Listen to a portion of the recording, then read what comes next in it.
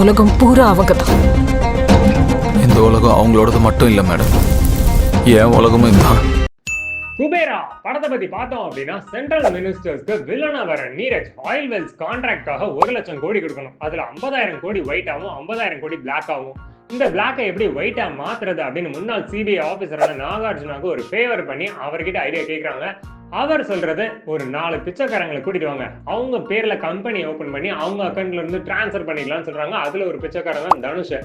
இதுக்கப்புறம் இந்த பிச்சைக்காரங்களை வச்சு அந்த 50,000 கோடியை எப்படி டிரான்ஸ்ஃபர் பண்ணாங்க, என்னென்னலாம் நடக்க போகுது அப்படின்றதோட தொகுப்பு தான் குபேரா.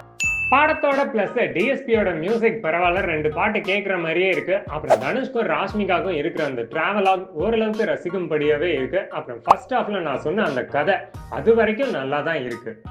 பாடத்தோட மைனஸ் லென்த் தான், 3 மணி நேரத்துக்கு மேல ஓடுது. இதெல்லாம் 2 மணி நேரம் 15 நிமிஷம் தான் ஓட வேண்டிய படம். அப்படி இல்லைன்னாலும் பரவாயில்ல, ஸ்கிரீன் பிளே எங்கேஜிங்கா இருக்குன்னு பார்த்தா அதுவும் இல்ல. தனுஷும் சரி நாகார்ஜுனும் சரி இந்த ரிவெஞ்ச் எடுக்க போறாங்க, ஏதோ பண்ண போறாங்கன்னு பார்த்தா ஏமாற்றம் தான் மிஞ்சம். இதெல்லாம் லக்கி பாஸ்கர் மாதிரி டிராவல் பண்ண வேண்டிய ஒரு படம். சென்டிமெண்ட் இமோஷன்ஸ்னு தெளிச்சு விட்டு எந்த கேரக்டர் மேலே இமோஷனல் பாண்டேஜ் உண்டு பண்ணாம தொய்வை தான் ஏற்படுத்துது. இந்த படத்தை பார்க்கும்போது ஒன்னு யோசிக்க தோணுது, 30 வருஷத்துக்கு முன்னாடி ஜென்டில்மேன் ஒரு படம் 44.5 கோடிக்கு அடிச்சுக்குவாங்க. அப்புறம் மங்காத்தால 500 கோடி ஆட்டையை போட்டுக்கிட்டு இருப்பாங்க.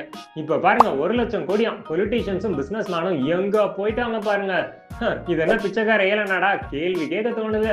மொத்தத்துல சங்கரோட கதையை சேரன் எடுத்தா எப்படி இருக்குமோ அப்படி இருக்கு. சரி, இதுக்கும் மேல தியேட்டர்ல போய் நைட் ஷோ பாப்பீங்கன்னா பெட்ஷீட் தலைவாணி எடுத்துட்டு போயிருங்க. அடுத்த ஒரு சூப்பர் வீடியோல சந்திப்போம். பாய்.